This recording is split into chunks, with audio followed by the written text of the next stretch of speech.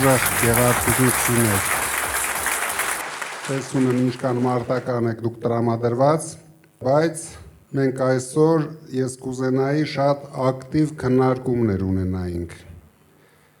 որտեղ ես ձեր օգնության կարիք ունեմ, որ հասկանամ Գեղարքունիքի բոլոր խնդիրները,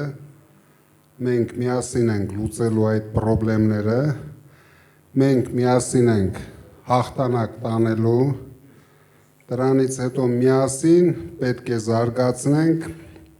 Գեղարքունիքի մարզը։ Հիմա մեզ շատ անգամ ավելի կարևոր է հասկանանք զարգացման process-ները, քանի որ մենք Ֆերոյանի հետ շատ վստահ ենք, որ հաղթանակը մեզ շատ մոտ է եւ շատ շուտով մենք այդ հաղթանակը տոնելու ենք միասին։ Նորից ենք հավաքվելու, բայց արդեն ավելի մեծ կազմով, հետո այցելելու ենք ամեն շրջան, հասկանալու ենք ձեր խնդիրները եւ միասին լուծելու ենք այդ բոլոր խնդիրները։ Ես ցանկություն ունեմ, որ դուք շատ ակտիվ լինեք այսօր, որ հետաքրքիր ժամանակ անցկացնենք։ Բայց մինչև անցնենք դրան, ես ուզում եմ մի թեթև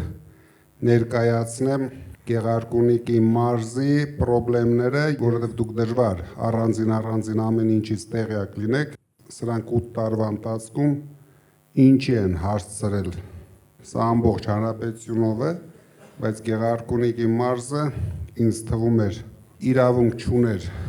այս վիճակին հասնելուն, որովհետև շատ մոտիկ է Երևանին, ունի այն, ինչ որ ոչ մի շրջան Հայաստանում չունի, վերջը դուք Սևան ունեք։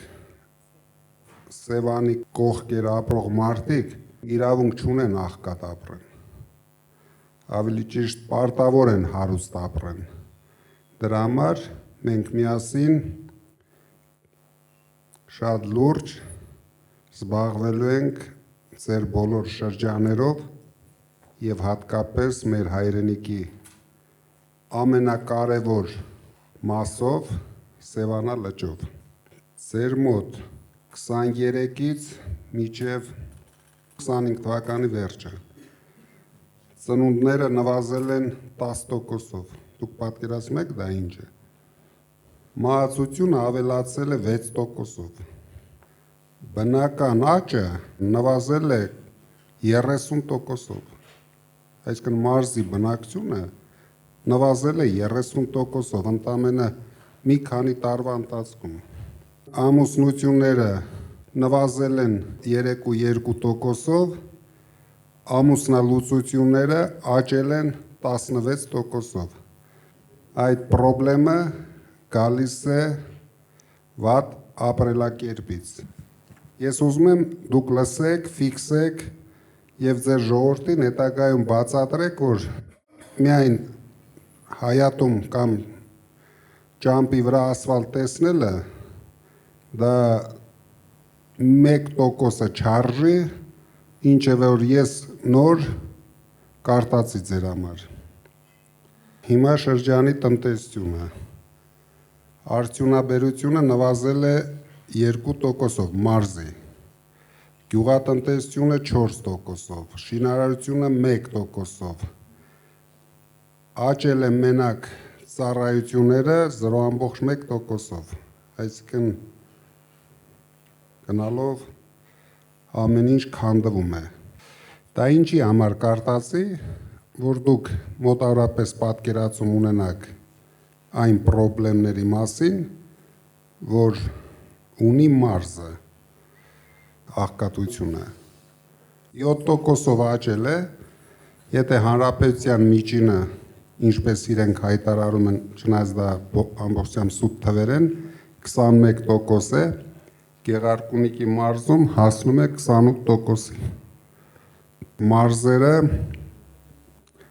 շատ ահավոր տեմպով են աղքատանում, դրա համար ոչ ապահովագրությունը, ոչ թոշակները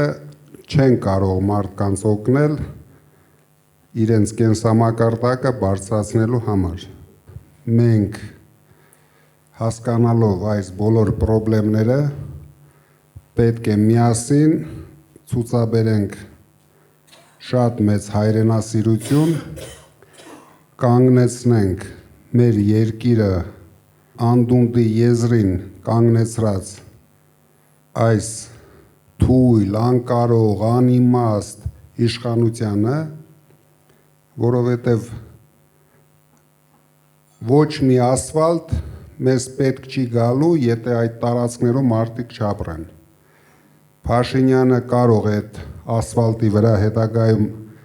միայնակ հեծանիվ քշի կամ Ալիևին հրավիրի իրենք քշեն միասին կամ առավել ևս Վարդենիսի կողմից շատ հեշտությամբ ադրբեջանցիները կգան քշեն, բայց մենք ձեզ հետ պետք է թույլ չտանք, պետք է մեկ օր շուտ կանգնեցնենք այս ահավոր process-ները, ինչը որ կատարվում է մեր հայրենիքի հետ եւ ձեր մարզի հետ։ Դուք պատկերացնում եք մարզի հիմնական բնակչությունը, ամենայն դեպս մեծ մասը ուղիղ կապ ունի Սևանա լճի հետ։ Սևանա լիճը աշխարհի ամենամաքուր լճերից մեկն է, բայց վստահ եմ, ոչ մեկը չի զբաղվում Սևանա լճով, բայց մենք ձեզ հետ պետք է Սևանա լիճը լճից փոխարինենք մեծ տնտեսական գործունեություն ունեցող հիմնարկի։ Սևանա լիճը պետք է դառնա ամենամեծ տնտեսական գործունեություն ունեցող հիմնարկներից մեկը։ Ամբողջ աշխարհում, օրինակ Նորվեգիայում գազի եւ նավթի հետ համարժեք տնտեսությանը օգնում ու զարգացնում է լասոսի արտադրությունը, ինչը հիմնականում ընդամենը լասոսի համար մաքուր ջրեր է պետք, ուրիշ ոչ մի բան պետք չի։ Ինքը իրան աճում ու զարգանում է, բայց այստեղ ոչ մի անգամ չի եղել տնտեսական քաղաքականություն, դրա համար մենք ունենալու ենք համակարգված մոտեցում, մենք ստեղծելու ենք բիզնես ծրագրեր, ով հնարավորություն, ցանկություն ու շնորհք ունի, բոլորը կարող են դրանով զբաղվել, բաց մինչև չդառնան միջին կամ մեծ բիզնես հարկ չեն վճարելու, հենց դառան միջին կամ մեծ բիզնես սկսելու եք հարկերը վճարել։ Աշխարհում կան շատ հարուստ երկրների օրինակներ, որտեղ փոքր եւ միջին բիզնեսը կազմում է տնտեսության 80%-ը։ Հայաստանում դա կազմում է ընդամենը 2%-ը։ Օրինակ Շվեյցարիայի նման հարուստ պետությունը ամբողջ պետության հիմքը փոքր եւ միջին բիզնեսն է։ Շատ ցածր հարկերով, բայց հարյուրավոր միլիարդ դոլարներ բյուջե են վճարում այդ փոքր եւ միջին բիզնեսի հնարավորություններով։ Մենք պարտավոր ենք վերցնենք այդպիսի մոդել մեր զարգացման, որ մարդիկ ընտանիքներով զարգացնեն իրենց ընտանեկան բիզնեսները։ Դրա համար մենք պետք է ստեղծենք մեր մարդկանց համար հնարավորություններ։ Ձեզանից շատ շնորհակալ եմ, որ եկել եք եւ շատ կուզենայի, որ մենք բաց հարց ու պատասխան ունենանք, ակտիվ, ոչ մի բանից չընկճվեք, ամենաբարդ հարցերը կարող եք տալ։ Ես շատ ուրախ կլինեմ։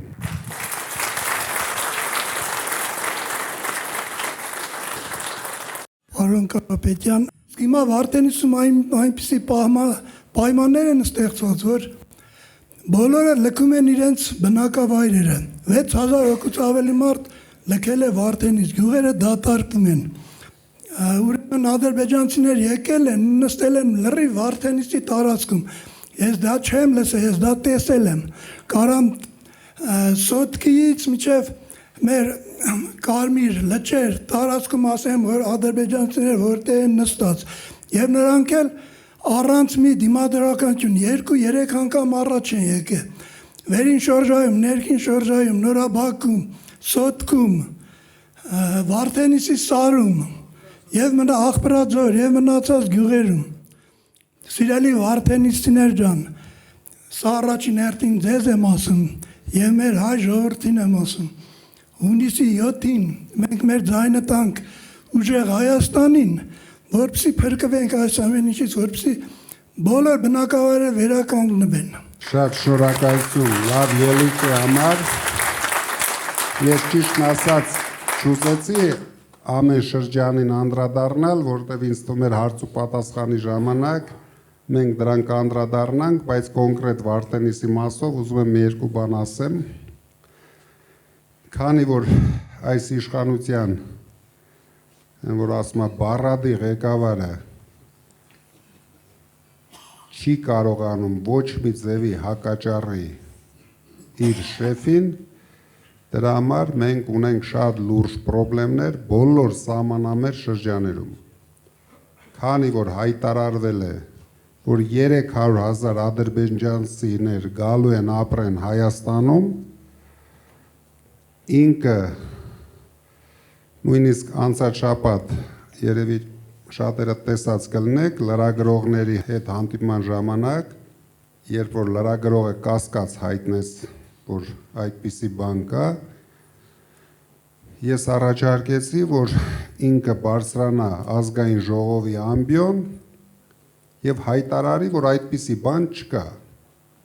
Արդեն 10 օր անցել է, իրենցից չենք լսում ոչ մի հայտարարություն, քանի որ իրոք այդպիսի բան կա, ինքը ունի վախեր, ունի ինձ թվում է գաղտնի պայմանավորվածություններ, դրա համար ամեն ինչ անում են, որ սահմանամերձ շրջաները նույնպես, ինչպես Արցախին խաղաղություն բերեց, կարող է խաղաղություն բերել Վարդենիսին եւ ամենակարևորը ես շատ մեծ անհանգստություն ունեմ, որ ինքը կարող է խաղաղություն բերել Սյունիքին, հայաթափել Սյունիքը, բերել լցնել ադրբեջանցիներով եւ հետո նորից գոռալ միկրոֆոներով, որ ոչինչ խաղաղություն են բերել, այն իրա կրծքի բրոշկեն մի քիչ փոքրացնի եւ կապացուցի, որ սա միակ ոնց որ երեք հայտարարեց, որ Արցախը նույնիսկ շարժումն է սխալ եղել, կհայտարարի, որ ինչ է ժողովուրդ ջան, Վարդենիսը բասար գեճար է եղել։ Ես պրիճոմ, հեսա վերցրեք պատմությունը կարտացեք, պատմական ինչ-որ հատվածում անունը բասար գեճար է եղել, հետո կանցնի մեր Սևանին, կասի Սևանը գյոլճա է եղել, դաժե Ֆերոյանին չի հարգի։ Այս մարդը իրոք ոչ մի սրբություն չունի, ու ոչ միայն կարող էր սրբություն չունենալ, բայց թողել հանգիստ գնալ, իր համար Ենոկավանում մի հատ խոզաբուծարան կունենար, հանգիստ դրանով կզբաղվեր, ինքը իրավունք չունի կապ ունենա մեր երկրի ու ժողովրդի ապագայի հետ, որովհետև դա վտանգավոր է թե մեր պետությանը, թե մեր ժողովրդին, չեմ ուզում ամեն անգամ ասեմ, բայց ակտիվ եղեք, որովհետև իրոք մենք կանգնած ենք ջրբաժանի առջև, մենք կարող է մեկ սխալ քայլ անելով շատ ծանր ճակատագրի արժանացնենք մեր երկիրը ու ժողովրդին, ու ինքը արդեն գիտեք հայտարարել է 4-րդ հանրապետություն, հաջորդ անգամ կորցնելով Սյունիքը կայտարարի 5-րդ հանրապետություն ու նորից կգորգռա, մի քիչ Ալիևին խնդրի, մի քիչ փող կտա, նորից ասֆալտ կանի ձեր գյուղերում, մարդկանց նորից կխաբի ու կմոլորեցնի, բայց մենք ունենք ազգային խնդիր, մենք բոլորս պետք է միանանք այդ ազգային խնդիրը լուծելու համար։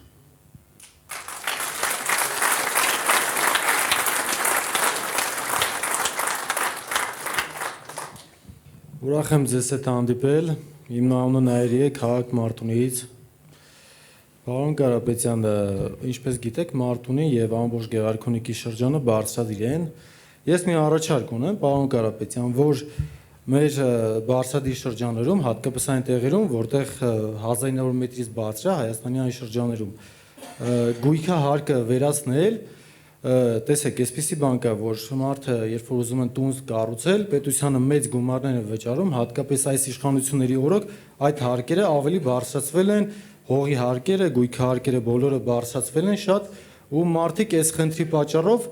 շատ ժամանակ չեն կարողանում տուն կառուցել։ Մենք տանելու ենք շատ լուրջ քաղաքականություն, օգտագործելով Սփյուռքի հնարավորությունները։ Գույքա հարկը դա շատ կարևոր հարց էր բարձրացեցիք, բայց հավատացեք, դա երևի ամենափոքր խնդիրներն են շրջանի, դա երևի ամենահեշտ լուծվող խնդիրն է շրջանում, մեզ համար ամենակարևորը ձեր շրջանում ստեղծել աշխատատեղեր, որպեսզի առաջերտին կանգնեցնենք մարդկանց տեղափոխվելը եւ հնարավորություն ստեղծենք մարդկանց Սփյուռքի վերադարձը։ Մենք կորցնում ենք մեր լավագույն մարդկանց, չունենալով աշխատատեղեր, դրա համար դուք գիտեք, մենք հայտարարում ենք մեր ծրագիրը, վստահ եղեք, որ մենք անելու ենք դա առավելագույնս մարզերում եւ 5 տարի հետո դուք բարձրացնեք լրիվ ուրիշ հարցեր, որ կարելի է սա էլ այսպես անել, արդեն ոգևորությամբ, որ դուք տեսնեք, որ դուք զարգանում եք։ Միայն հարկերը չի պրոբլեմը մեր մարդկանց առավել եւս շրջաներում կանանց համար աշխատատեղեր ստեղծելն է։ Տղամարդիկ էլի ինչ որ ձևի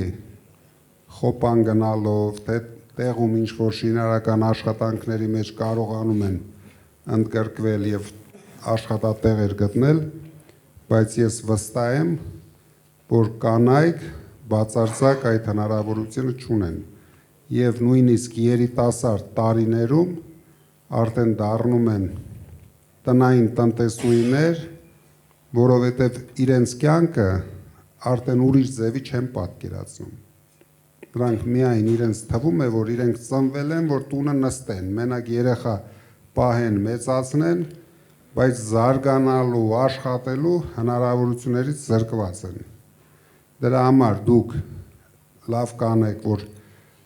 այլ հարցեր էլ բարձրացնեք ձեր շրջաներից,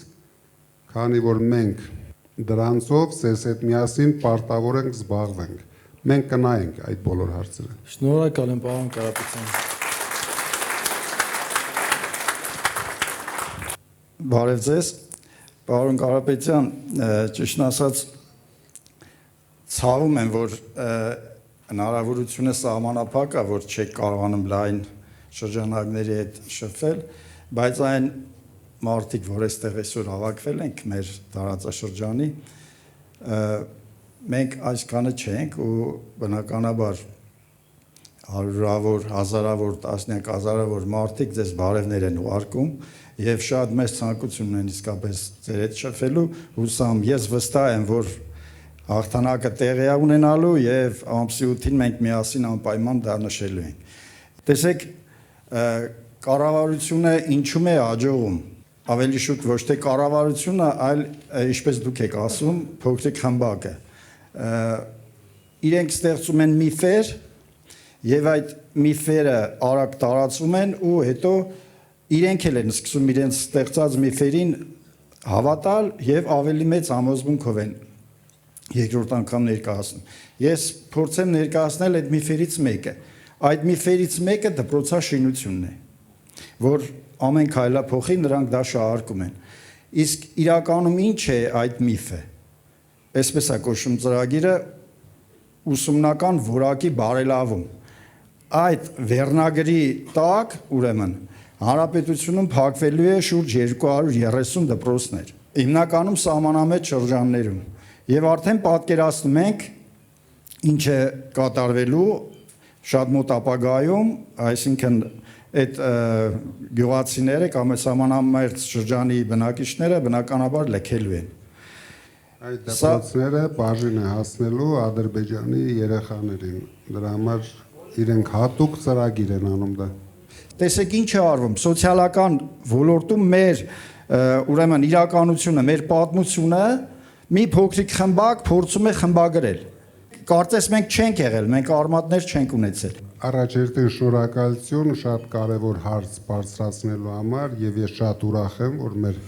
հասարակության մեջ մնացել են մարդիկ, ով կարևորում է հայրենասիրությունը, կրթական համակարգը, միայն ձեր նման մարդկանց շնորհիվ, ձեր բարձրացած հարցերի շնորհիվ մենք կարող ենք կանգնեցնել բոլոր ձեռնարկված process-ները, որով սրանք քանդում են մեր ինքնությունը։ Ինքնությունը քանդելու համար ամենահեշտ ձևը սկսեն երեխաներից։ Երեխաները եթե չկարտան, չսովորեն, որ մենք ունեցել ենք մեծ երկիր, մենք ունեցել ենք շատ հերոսներ,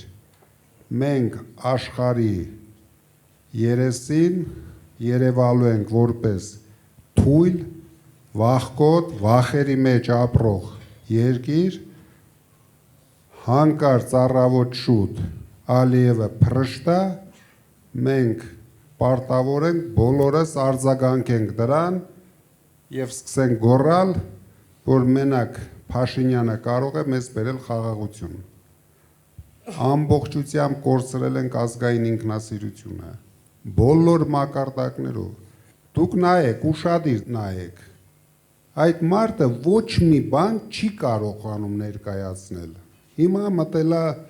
ընտրական պայքարի մեջ։ Մենք ծրագիր ենք ներկայացրել։ Իրենք էլ են ծրագիր ներկայացրել։ Վերցրեք ուսումնասիրեք։ Մենք հայտարարում ենք, որ մանկավարժների, կուլտուրայի բնագավառի աշխատողների,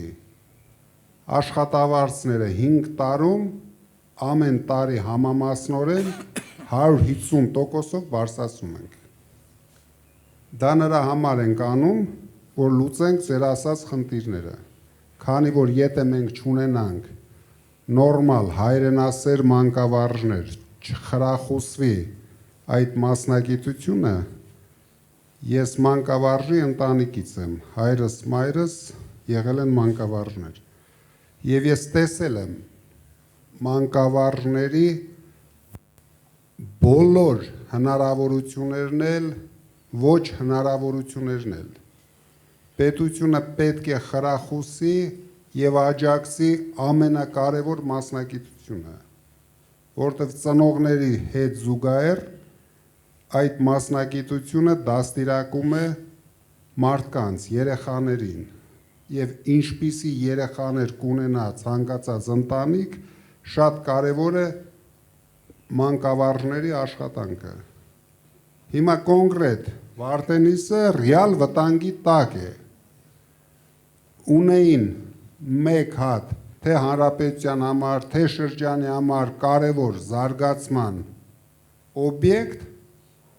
որի կեսը նվիրեցին, դուք գիտեք որ առանց նույնիսկ կրակոցի նվիրեցին ադրբեջանցիներին։ Սոտկի հանգը մարդիկ նույնիսկ չեն պայքարում այն բանի համար, որը սովետական ժամանակներից եղել է մեր երկրի զարգացման հենասյուներից մեկը։ ինքը Արցախից բացի ավելի վտանգավոր բաներ ա արել։ Մենք կամաց, հիմա դուք տեսնեք ամեն ինչ բացահայտելու ենք, ամեն օր բացահայտելու ենք, որ մարդիկ հասկանան, որ մենակ հաց ուտելն ու ասֆալտով քայլելը դա ինքնանպատակ չի, որ սա է մեր ազգային ինքնությունը, ազգի հարստությունը, մեր երկիրը, մեր հասարակությունը այնպես է դեգրադացվել, որ մարդիկ միայն մտածում են մի հատ խալազիլնիկի մասին։ Հայրենիք, հայրենասիրություն, հասկացողությունը թողել ենք անցյալում։ Սրանց համար մարդը գոյություն չունի։ Սրանց համար իրենց աթոռը, իրենց պարգևավճարները, իրենց գռդոնը, դուք որ ասում եք դպրոց խես շատ կառուցում կամ ասֆալտ շատ, որտեղ ուղեղ չունի, այդ որ ցույց եք տալիս դրա համար։ Մի հատ գնաց հիստերիկություն արեց, դուշը քաշեց կամ ինչ էր, քաշեց պոկեց, հաջորդ օրը այդ դպրոցի արժեքը 2 անգամ բարձրացավ։ Ու բոլոր տենդերները կարող եք նայել կամ կրում են ԿՊԱ-ները կամ ԿՊԱ-ների համախոհները։ Այս մարդիկ համ դրսից են քանդում մեր երկիրը, վերացրին սփյուռքի ներկայությունը ամբողջությամբ Հայաստանում, մեր գլխավոր ուժը, մենք պարտավոր ենք, նորից եմ ասում, զարթնեցնենք մեր ժողովրդին, ինչքան հնարավոր է դուք եղեք ակտիվ, որովհետև ինքը հաստատ ձեր փողոցներում ղժղժալու է, սեր բացատրելու է։ Մենք հասնելու ենք նրան, որ իրենք սեր կարողանան բացատրել այդ ավտոբուսի ժողովուրդը միմյանց։ Իրենք իրավունք չունենան նույնիսկ ժողովրդին սեր բառը արտասանեն։ Որտեղ իրեն ճակատագիրը մեզ բացարձակապես հետաքրքիր չէ, իրար սիրեն, չեն սիրի, բայց ժողովրդին վնաս տալ չի կարելի։ Եղավ մի քիչ էմոցիոնալ էր, ոչինչ։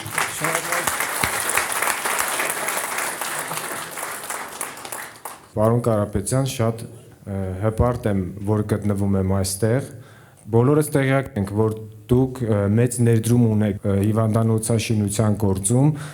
Հարցս վերաբերվում է մեր Մարտունու քաղաքին, որտեղ առկա է ծննդատուն, բայց ոչ բարվոք վիճակում է, քանի որ մենք վստահ ենք, որ հունիսի 7-ին ունենալու ենք վարչապետ եւ դա դուք եք լինելու, ուզում եմ առաջարկել ձեզ եւ խնդրել, որպեսզի հիմնանորոգեք Մարտունու քաղաքի ծննդատունը։ Շնորհակալություն։ Շատ կարևոր հարց էր։ Ու հիմա եթե ես կարող եմ sense խոստում տալ, բայց դա համարվելու է ընտրակաշառք։ Դրա համար դուք վստահ եղեք, ես ասեցի, մենք համակարգային ենք մոտենալու, ոչ միայն ծննդատանը, մենք ամեն ինչ անելու ենք, որ նոր սերունդը բոլոր հնարավորությունները ունենա լավ ապրելու համար իր շրջանում։ Մենք արդեն նախագծեր ենք անում, դա բոլոր շրջաներում է լինելու, սպորտային, կուլտուրայի մի շենքի մեջ մենք տաշիրում արել ենք, եթե դուք կարող եք նայել, ծրի պոլիկլինիկա մեջը, պոլիկլինիկա չի, ժամանակակից դիագնոստիկ սենտր, նույնպես տաշիրում արել ենք, մենք այդ ամեն ինչ անելու ենք։ Ու շատ քիչ բյուջետային փողեր ենք օգտագործելու։ Հիմնականում, դուք երևի ոչ մեկը չեք կասկածում, իմ այլ հնարավորությունների, իմ ընկերների հնարավորությունների մասին, ձեր մարտունեցի տղեկի հնարավորությունների մասին, ձեր տղեկն են ամեն ինչ կառուցելու, մի կասկածեք։ Ձեր տղաները եւ հայ բիզնեսմենները։ Շնորհակալություն պարոն Կարապետյան, Գեղարքունիքի մարզ, Մարտունու շրջան, գյուղ Արծվանից, Բեկլարյան Արմեն։ Պարոն Կարապետյան, հարցս ի սկզբանե վերաբերվում էր Սևանա լճին եւ իրապես բավականին հուսադրված եմ, որ առաջինը դուք խոսեցիք դրա մասին, կարևորություն տալով այդ կարևոր հարցին։ Պետք չէ լինել ոլորտում փորձագետ, որպեսզի հասկանանք, որ հանրապետության կարևորագույն ռեսուրսներից մեկը Սևանա լիճը չի օգտագործվում ինչպես հարկն է։ Այն է պահել էկոլոգիապես մաքուր եւ օգտագործել ձկնորսությունը որպես տնտեսության մեջ կարևորագույն գործիք։ Հարցս հետևյալն է, պարոն Կարապետյան, ուժեղ Հայաստանը ձեր գլխավորությամբ արդեն ունեք կոնկրետ ծրագրեր, որոնք հնարավորություն կտան լուծել այդ խնդիրները։ Սևանի մասով ոչ թե մենք ունենք ծրագիր, մենք արդեն ունենք նախագծերը։ Սևանը դուք հիշում եք անցած շաբաթ մենք հայտարարեցինք $1 միլիարդ Հայաստանի туриզմի զարգացման մեջ, որից 500-ը գնալու է մարզերում եւ դուք հասկանում եք, որ դրա ահագին մեծ մասը գնալու է Սևանի զարգացման համար։ Դա մասնավոր ներդրումներ է լինելու, դա բյուջեի հետ ոչ մի կապ չի ունենալու։ Դուք շատ արագ կտեսնեք Սևանի մեր մոտեցումները, որտեղ մենք ուրիշ իրավունք չունենք։ Չունենք երկրորդ լիճ, երկրորդ Սևան կամ ավելի փոքր Սևան։ Դա մեր միակ ջրային հարստություն է, թե բիզնես զարգացնելու համար, թե туриզմի զարգացման համար։ Ես վստահ եմ, պարոն։ Մեր ժողովուրդը գյուղացիները ուզում են լսել, թե այդ հարցին ինչ լուծում է տրվելու իրենց հաջորդ վարչապետ Սամվել Կարապետյանը։ Գյուղացի երեխան դպրոցից որ գալիս է տուն ինքը չի կարող ինքնակրթվել, զարգանալ։ Գյուղում ապրող երիտասարդը օրերն է հաշվում, որ ինքը գիտեմ դառնա չափահաս գնա բանակ հետ կա ու փախնի գյուղից։ Դուք հավատացեք, Մարտունու շրջանը ամենա ոչ զարգացածը չի։ Դուք գնացեք նայեք Շիրակի մարզին ինչ է կատարվում, նայեք Տաուշի մարզում մարդիկ ոնց են ապրում։ Ժողովրդին հասցրել են աղքատության եզրին, ժողովուրդը կորցրել են ամեն ինչի նկատմամբ հույսը, այնքան են խոստացել չեն արել, որ այսօր ոչ մեկը չի պատկերացնում, թե մարդը միկրոֆոնը վերցնում, բան ասում, վաղը դա անելու է։ Դրա համար մենք չենք ասում խոստանում ենք, մենք ասում ենք երաշխավորում ենք։ Այդ բոլոր խնդիրների լուծումը մենք երաշխավորում ենք։ Եվ դուք կարող եք զարմանալ, դրանով չենք ծանրաբեռնելու պետական բյուջեն, որտեղ իրենք պետական բյուջեն լցնում են իրենց գրպաները։ Մենք ամեն ինչ անելու ենք, որ ժողովուրդը լցնի իր գրպանը, որ մարդիկ զգան, որ ձեր գյուղում կարող են ավելի լավ ապրել, քան Երևանի կենտրոնում, որ դուք հավասար հնարավորություն ունենաք ձեր երեխաներին զարգացնելու։ Ես շատ լավ հասկանում եմ, ես էլ գյուղացի տղա եմ։ Դրա համար, որ գնաք մեր գյուղ նայեք, մենք այդ բոլոր հարցերի լուծումը թե մեր գյուղի համար, թե Տաշիր քաղաքի համար տվել ենք։ Դուք տեսնեք այնտեղ, որ ցանկացած երեխա ամեն օր զբաղմունք ունի։ Ու արդեն երեխաներ էլ ոչ մի ցանկություն չունեն թափառեն։ Ու մեր գյուղում չկա նարկոման։ Մենք պետք է փոխենք մեր հասարակության մոտեցումները։ Մենք պետք է առողջացնենք մեր հասարակությանը։ Հույս տանք հասարակությունը, վերացնենք այս ապաթիան, վերացնենք վախերը։ Վախերի վրա ժողովրդի հենա հելնում գոռում է, եթե մեզ չընտրեք, սեպտեմբերին պատերազմ կլինի։ Ավելի լավ չի մենք մինչև սեպտեմբեր իրան ռադ անենք, էլ պատերազմ էլ չի լինի, ոչ մի բան էլ չի լինի։ Հանգիստ մեր ժողովուրդը կապրի։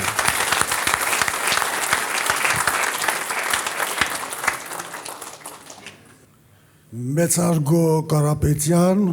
հարգելի ներկաներ։ Ես Գեղարքունիքի մարզից եմ, Գավառից։ Կարևորը հավատի վերականգնումը հայի մեջ իր սեփական ուժերի նկատմամբ։ Մնացած խնդիրները կլուծվեն։ Զորավիք եմ։ Շնորհակալություն հայրիկ ջան։ Ես շատ ուրախ եմ, որ ձեր նման փորձառու ակտիվ մարդիկ այսօր մեր կողքին են։ Մենք պարտավոր ենք հայրենիքը բերենք մարդկանց սրտերի մեջ, բայց նույնիսկ հիմա լեզվի վրա չկա։ Դա դարել է արդեն վտանգավոր, եթե մենք մի քիչ մեր կողմնակիցներով շատ խոսանք հայրենիք բառեր արտասանենք, մի հատ էլ կսկսեն կալանավորել հայրենիքի համար։ Հայրենիք բառը, հայկական արժեքներ բառը, դա հիմա ներկայացում է որպես հանցագործություն։ Ես ընդամենը բոլորդ հիշում եք, ասի մենք մեր ձևով մասնակցենք մեր եկեղեցու պաշտպանությանը։ Դրա համար արդեն 1 տարի է կալանքի տակ եմ, որից 7 ամիսը ամենածանր պայմաններում։ Սրանք իրոք անհայրենիք են։ Պատկերացրեք, մեր երկրի գլխավոր հերոսը Փաշինյանն է։ Դուք պատկերացնում եք մի պետություն, ազգ, ում հերոսը Փաշինյանն է։ Տվեք երկրորդ հերոսի անունը։ Սրբապղծեցին ամեն ինչ, թե հերոսներին, թե մեր սրբավայրերը։ Ոնց կարելի է, դուք բոլորը տեսաք, այդքան ոստիկաներով, այդքան հատուկ ծառայություններով հարձակվեն Էջմիածնի վրա։ Ու դա տեսնում էր ամբողջ աշխարհը։ Ես հիմա շատ հանդիպումներ եմ ունենում, այսօր ժամը 1:30 նորից եկել էին հանդիպելու Շվեյցարիայի գլխավոր կուսակցության ղեկավարը, նրանք ապշած են։ Ինչպես դուք նշել եք ձեր խոսքում, Քյավառցի լինելը դա բրենդ է, իսկ այսօր այդ բրենդը եկել եւ կանգնել է ձեր կողքին թասիբով ու վստահ լինելով, որ մենք ունենալու ենք ուժեղ Հայաստան, ուժեղ Քյավառ։ Դուք ձեր ծրագրում նշում եք, որ 300,000 նոր աշխատատեղերի կառուցում եք պատրաստում իրականացնել։ Ես ուզում եմ հասկանալ նաեւ մեր ընդհանուր բնակչությունը, ինչպիսի ծրագրեր կա աշխատանքի կառուցման Գավառ քաղաքում, Հացառատ թաղամասում եւ նման մեր փոքր գյուղերում, որպիսի մեր ժողովուրդ բնակչություն ստիպված չլինի դուրս գա մեծ քաղաք, թեկուզ Երևանում աշխատելու, այլ մնա իր բնորանում աշխատի եւ ստեղծի։ Ես հասկանում եմ գլխավոր խնդիրը, դա ոչ միայն Գավառին, առավել եւս Գավառին, Մարտունուն, Տաշիրին է վերաբերվում, որտեղից շատ են արտագնա աշխատանքի մեկնողները։ Դրա համար մենք առաջի հերթին մտածելու ենք այդ քաղաքների, գյուղերի կանանց աշխատատեղով ապահովելու համար։ Դուք կարող եք նայել, մենք այդ խնդիրը ամբողջությամբ լուծել ենք Տաշիրում, ամենահեշտը ու ամենաարագը կանանց աշխատանքի տեղավորելու համար դա զարգացնել թեթև արդյունաբերությունը, որովհետև դա շատ արագ ալնում, ասենք ամենաշատը 6-8 ամսում կարող ենք ապահովել աշխատատեղերով։ Եվ հետագայում մենք մշակել ենք բոլոր շրջաների համար ծրագրեր, Արարատյան դաշտավայրը ունենալու է իր ծրագիրը, Սևանը իր ծրագիրը, Քյավառը իր ծրագիրը, Մարտունին իր ծրագիրը, մենք աշխատելու ենք տեղի մարդկանց հետ, որ հասկանանք ինչը կարող ենք արագ անել, մենք անող կառուցող ժողովուրդ ենք,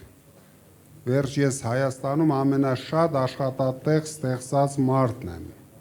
8 տարվա մեջ ինչքան գործարան մենք ենք բացել, պետությունը չի կարողացել դրա կեսն էլ ստեղծի, դրա համար դրա ձևերը մենք գիտենք, խնդիրներն էլ հասկանում ենք, մեզ պետք է ձևավորել կառավարություն ձեր օգնությամբ։ Մենք դա կանենք։ Հարցը վերաբերում է աուտիզմով տառապող երեխաներին։ Մենակ Սևան համայնքում կա 1500 երեխա։ Լոգոպեդի կարիք ունեն, իրանց պետությունը տրամադրում է տարեկան ընդամենը 70 ժամ։ Պատկերացնում եք, որ այդ 70 ժամը մի երեխայի համար շատ քիչ է։ Ինչ վերաբերվում է այդ մասնագիտական ուղղվածությանը, մենք ներգրավելու ենք ոչ միայն Հայաստանի, այլ աշխարհի լավագույն մասնագետներին,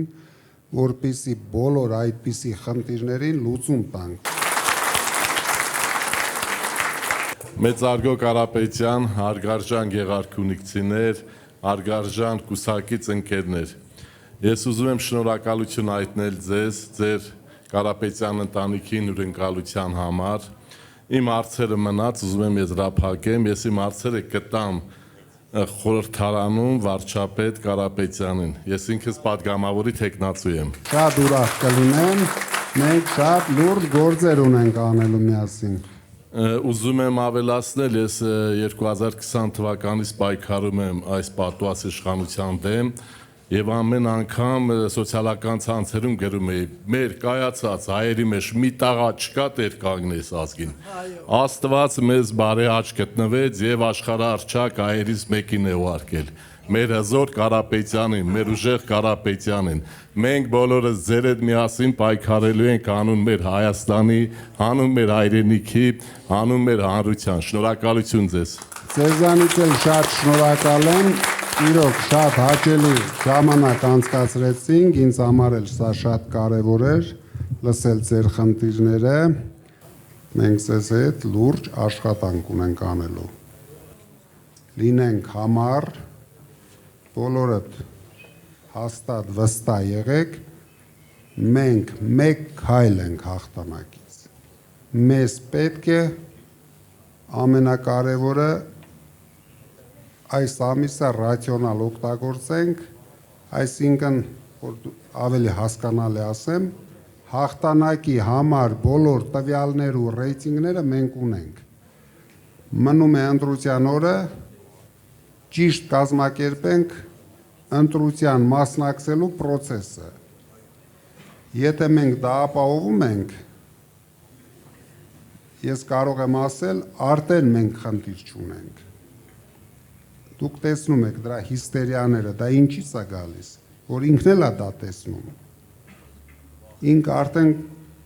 անջատվել է ժողովրդից։ Նորից անցել է իր գլխավոր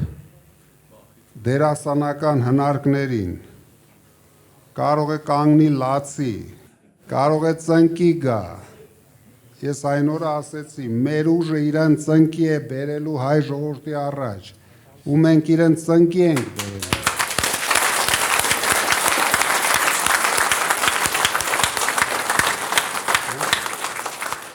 Շատ շուտով, հունիսի 7-ին,